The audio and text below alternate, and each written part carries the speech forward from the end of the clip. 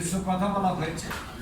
এই বিচার বিভাগের কাজ সম্পর্কে বলতে গিয়ে আমরা ন্যায় বিচার, আইনের ব্যাখ্যা, মৌলিক অধিকার, আইনের শাসন প্রতিষ্ঠা, এই কতগুলো গুরুত্বপূর্ণ কাজ হলো বিচার বিভাগের।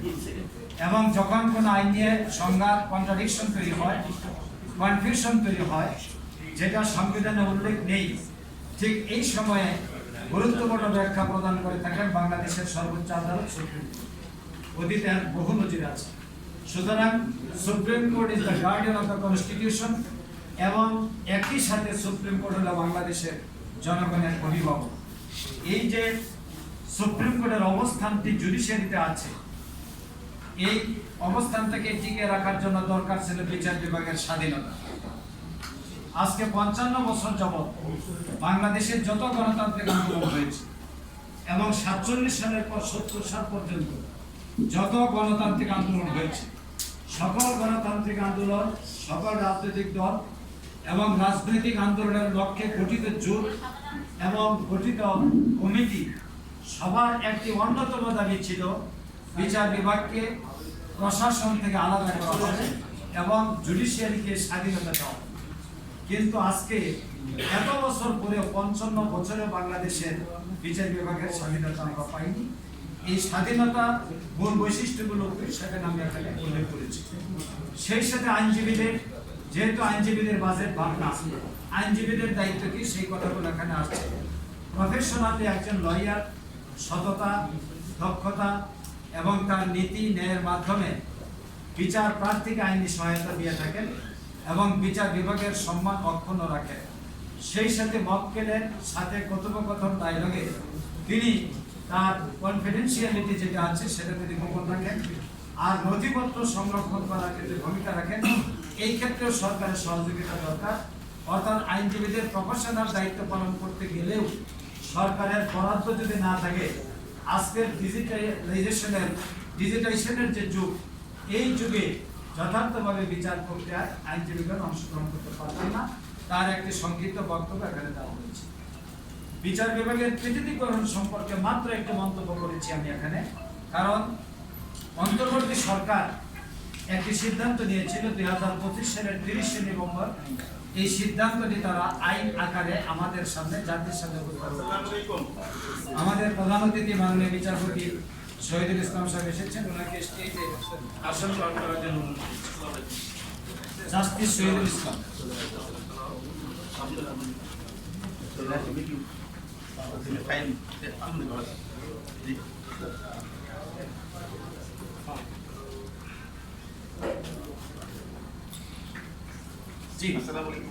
জি, আমরা সবাই আসন গ্রহণ করি। আমরা প্রবন্ধ শেষ করে দিব, আমি বিস্তারিত সব করব না। আমি বলছি যে 2025 সালের 30 নভেম্বর বিচার বিভাগ পৃথকীকরণের একটি আইন সরকার জারি করলেন এবং আলাদা সচিবালয় হবে। যথারীতি মাননীয় প্রধান বিচারপতি একটি উদ্বোধন অথবা ভিত্তিপ্রস্তর স্থাপনের মাধ্যমে একটি মাইল ফলক সুপ্রিম কোর্টে স্থাপন করবেন। কিন্তু এর মাত্র কয়েক মাস পর একটি নির্বাচিত সরকার আসার মাত্র কয়েকদিন পরেই, অর্থাৎ প্রথম জাতীয় অধিবেশনে, সেই ঘটনাটি ঘটেছে 9 এপ্রিল 2026, জাতীয় সংসদে সুপ্রিম কোর্ট সচিবালয় গঠিতকরণ বিল পাশের মাধ্যমে সুপ্রিম কোর্ট সচিবালয় বিলুপ্ত করে দেওয়া হয়। ফলে বিচার বিভাগ পৃথকীকরণের যে আলো জাতি 55 বছর পর দেখেছিল, সেই আলো আবার নির্বাচিত হয়ে বিচার আঙ্গনে পৃথকীকরণের ক্ষেত্রে একটি অন্ধকার নেমে এসেছে। জানি না এই অন্ধকার কবে দূরীভূত হবে। আমরা যাতে অন্ধকার দূরীভূত হয়, আইনজীবীদের পক্ষ থেকে বাজেটের পূর্বে এই ধরনের একটি প্রস্তাবনা নিয়ে আসছি। এটা হলো মূলত বিচার বিভাগ পৃথকীকরণ হলেই কেবলমাত্র বাজেটের দরকার। আইনজীবীদের বাজেট ভাবনার সাথে প্রচ্ছন্নভাবে বিচার বিভাগ পৃথকীকরণের একটি দাবিও সাথে সাথে এখানে এসে যাচ্ছে। সঙ্গত কারণে বাজেটের সাথে বিচার বিভাগের অবস্থা কি আমরা চাচ্ছি, সেই বক্তব্যটি আমরা এখানে তুলে ধরছি। আমরা এই জায়গায় 11টি পয়েন্টে আমাদের বক্তব্য আছে, আমরা উপস্থাপন করেছি। আপনারা এর উপর ভিত্তি করে আলোচনা করবেন। পরবর্তীতে সকলের বক্তব্যকে সামনে রেখে একটি কনসাইজ স্টেটমেন্ট আকারে এটা আমরা আইন মন্ত্রণালয় সহ সংশ্লিষ্ট দপ্তরে এটা পাঠানোর চেষ্টা করব। এবং বাজেটে যেন আলোচনা হয় এই মর্মে পেপার সেখানে সাবমিট করা হবে। প্রথমে আমরা বলেছি পৃথক বিচার বিভাগীয় বাজেট দরকার।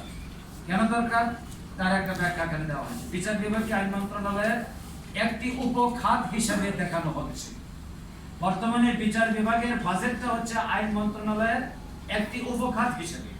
যে বিচার বিভাগ আর্থিক কারণে আইন মন্ত্রণালয়ের অধীনে থাকে সেই বিচার বিভাগ কোনো অবস্থাতেই স্বাধীনভাবে বিচার কাজ করতে পারে। এই জন্য আমাদের প্রথম বক্তব্যই হচ্ছে বিচার বিভাগীয় পৃথক একটা বাজেট করতে হবে। এবং এই ক্ষেত্রে একটা পরামর্শ আছে, সুপ্রিম কোর্টের ব্যয় নিয়ন্ত্রণে একটি বিশেষ বিচার বিভাগীয় বাজেট তৈরি করার মাধ্যমে এটা বাস্তবায়ন করা। 2 নম্বর আমরা বলেছি সুপ্রিম কোর্ট সচিবালয় প্রতিষ্ঠা করা। এটার ক্ষেত্রে যা ব্যয় হবে অর্থ, মানব সম্পদ, প্রশাসন সবকিছু এর অন্তর্ভুক্ত থাকবে এবং এই জন্য একটি স্থায়ী সুপ্রিম কোর্ট সচিবালয় প্রতিষ্ঠার মাধ্যমে বাজেট প্রণয়ন করার জন্য আমরা একটা প্রস্তাব করেছি। তৃতীয় থেকে গিয়েছে আমরা বিচার বিভাগীয় কর্মকর্তাদের বেতন বৃদ্ধি।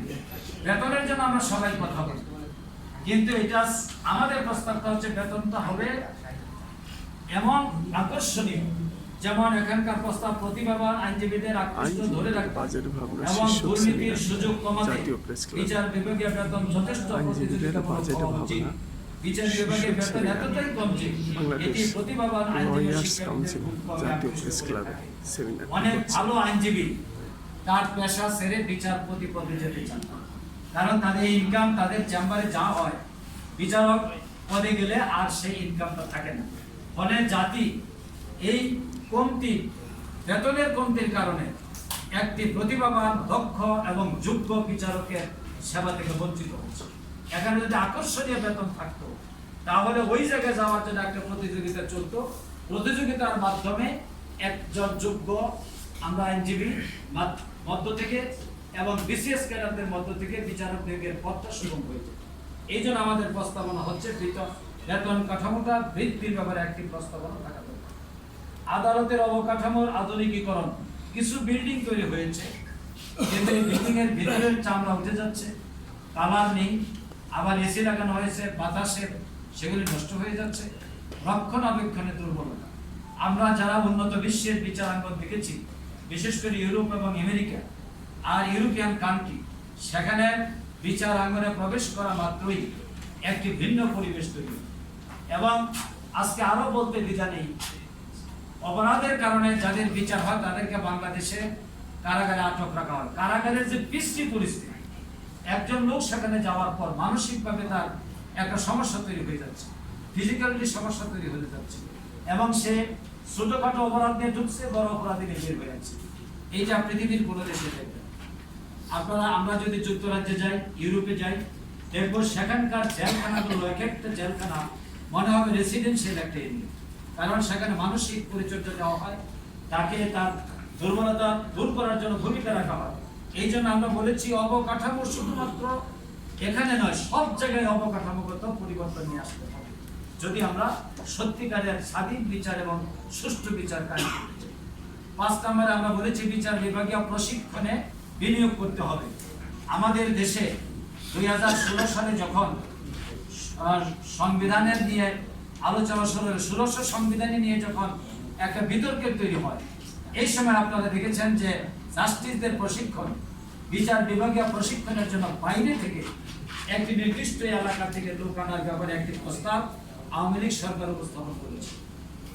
আমাদের দেশে অতীতে বিচারাঙ্গনে ঐতিহাসিক ভূমিকা রেখেছেন এমন বিচারকগণ এখনো জীবিত আছেন এবং তাদের এক একটি ল্যান্ডমার্ক জাজমেন্ট গোটা জাতিকে জাগ্রত করে ফেলেছে। এদের মাধ্যমে প্রশিক্ষণ এবং এই প্রশিক্ষণের ক্ষেত্রে আমরা বলছি যে বাণিজ্যিক আইন, সাংবিধানিক আইন, প্রযুক্তি, আন্তর্জাতিক আইন এবং মামলা ব্যবস্থাপনার উপর অনেক বেশি প্রশিক্ষণের দরকার। এই প্রশিক্ষণ দেওয়ার জন্য একটা বিনিয়োগ সরকারের পক্ষ থেকে আসা উচিত। আজকে পার্লামেন্টের অধিবেশনকে সামনে রেখে বিভিন্ন প্রতিষ্ঠান বাংলাদেশের জাতীয় সংসদের সিনিয়র সদস্যদের নতুন সদস্যদেরকে আরো এলিভেট করার জন্য প্রশিক্ষণ দিচ্ছে। গতকালকে হয়েছে, আজকেও হচ্ছে, আগামী 2 দিন ব্যাপী হবে।